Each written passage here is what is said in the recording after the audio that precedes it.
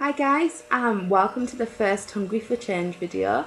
My name's Tracey, I'm 25, I live in the northeast of England with 4 cats, Holly, Zafira, Milena and Edith, and a dog called Roxy. I'm training to be a mental health nurse at the minute, but previous to that I have experience with counselling, teaching and a degree in English literature quite randomly. In terms of my issues, I'm recovered bulimic, recovered alcoholic, recovered self-harmer, and I live with post-traumatic stress disorder, generalised anxiety disorder and bipolar disorder. In terms of my eating disorder, I was in an abusive relationship when I was about 13. In that relationship was abused pretty much everywhere, verbally, emotionally, physically, sexually. And as a result of that, I had a lot of intense emotions. I was very alone. I didn't tell anybody about it. And I didn't actually tell anyone till I was about 18. I was very frightened and felt very betrayed by my body and felt that my body was what had gotten me into trouble. And in hindsight, when I look at how I behaved back then, what I wanted was to disappear. So I restricted very heavily, and it wasn't anorexia more so than anything else because of the time frame. But I restricted nonetheless. I lost weight very quickly and ironically became more visible because I'd lost so much weight. And I think because of that becoming more visible, I was actually saved from full-blown anorexia. However, although I put the weight back on fairly quickly and got to sort of a healthy weight again, I kind of swung into bulimia, which isn't an uncommon transition, and that actually lasted a good 6 years. Or a bad 6 years actually, and within that time there was a fair amount of laxative abuse as well. The interesting thing I guess about me in terms of my eating disorder was that for the majority of the time that I was ill, I was either a healthy weight in terms of, clinically in correlation to my height and such, or clinically overweight. Which makes me about as far from the stereotypical view of a person with an eating disorder as you can get. In terms of my recovery, I got the most support from an online forum actually called Safe Haven, and on that forum I met a lot of different people with different issues to me, similar issues to me. I had a lot of support and encouragement there, a lot of sharing of resources, and really, yeah, that place pretty much saved my life.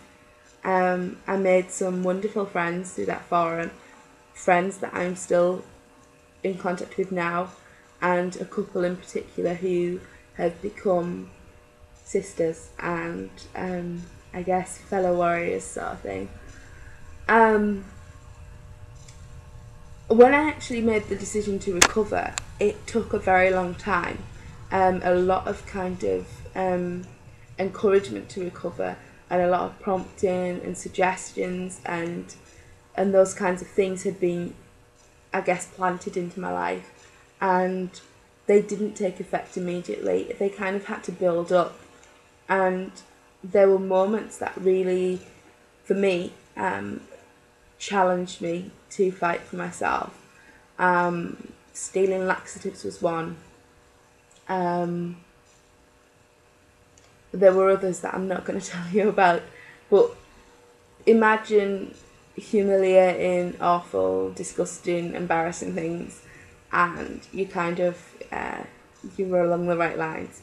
Things had reached a point basically where I was beginning to open my eyes to exactly what this disorder was doing, accepting that it was a disorder, that it was very real, that it was very damaging, and I was choosing to fight for myself. In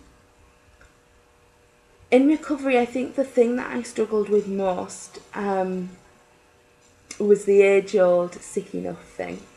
And I think because of my weight and because I was overweight, it seemed bizarre for me because everything I read was geared towards people gaining weight. And obviously that was part of my problem, was this need to have this weight as a kind of protective film kind of thing. And you'll notice that I still am overweight. My behaviours have gone, but I do maintain a higher weight. And I mean, I have actually lost weight healthily, and I'm obviously trying to do that slowly in a healthy way because I don't want to send myself into another spout of disorder. But I did struggle with that because I felt very different. I felt like a fraud. I felt like I was on my own for a lot of it. The thing that did keep me going were my friends who took my disorder seriously, who, would reiterate the dangers to me, would point out what would happen if I carried on this way. A friend of mine basically said, "You may never crap again," in reference to my laxative abuse, and she was right. And that did sort of push me to flush the damn things and to not go back there. And so my friendships were very important in getting me through. In terms of what I gained in recovery, I gained everything, without a doubt. In terms of, there is nothing that I lost in getting better, except an eating disorder, and to be quite honest, I'm very thankful to be rid of that.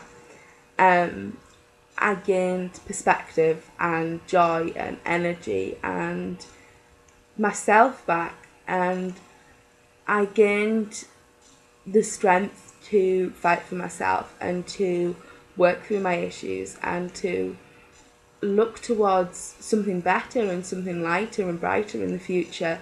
I gained friendships, and I gained the ability to think of others, and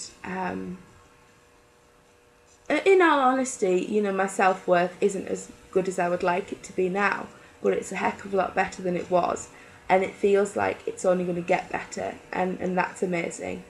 And I guess one thing I did gain was the ability to do things like this, and to speak and to share, and to use my bad experiences and my struggles, hopefully to help somebody else or better inform somebody else. And that's a precious thing. Which is pretty much, I guess, what Hungry for Change is all about. It's basically a campaign to raise awareness for eating disorders generally, and it's a new campaign that was just set up earlier this year. Basically, what Hungry for Change does is make the point that some eating disorders are masked because there's very little or no change in a person's appearance, and because there's no external change, because people can't see a difference, the internal damage and the impact that struggle has goes unnoticed, regardless of how fatal it might be. So Hungry for Change basically is aiming to change how people perceive eating disorders, what the emphasis on eating disorders is in the media, and to break that age-old stereotype that to be eating disorders you must also be emaciated, because I mean it's not the case. The mission statement is basically to aim to actively raise awareness for all eating disorders, especially those that still have a lot of stigma attached to them, and to dispel the incorrect perceptions that to have an eating disorder you must be emaciated within both the media and the medical profession. I got involved with Hungry for Change through the Eating Disorder Activist Network, and I saw the information there and checked the website out and learned a bit more about the campaign, and I just really wanted to be involved, including myself obviously. I know people whose battle for recovery has been made more difficult than it needed to be, because of the stereotypical views and the prejudice society has as a whole, but specifically within the medical community, with regards to what a person with an eating disorder looks like. I was desperately ill, but nobody could see the eating disorder I battled with, and so I didn't get the help that I actually needed. And I don't want other people to struggle the way I have. I have a lot of damage to my body because of my eating disorder, and I'm not saying that could have been avoided, but had my eating disorder been picked up on a lot earlier, perhaps it might have made a difference.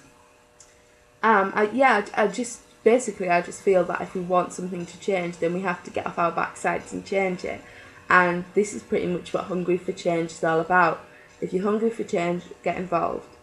You can get involved by sharing your story. There's going to be a Hungry for Change book.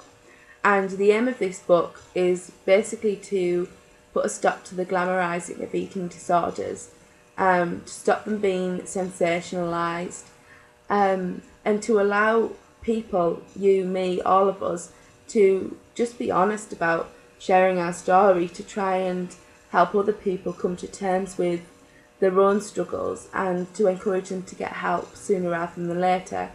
For the book, it doesn't matter what type of eating disorder you struggled with. We want to hear about it.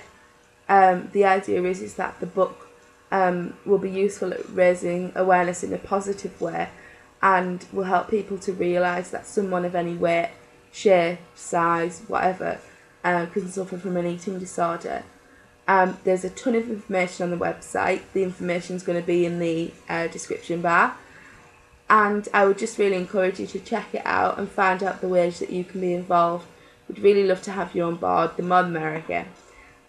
So thanks for watching, and I'll see you guys next time. Take care. Bye.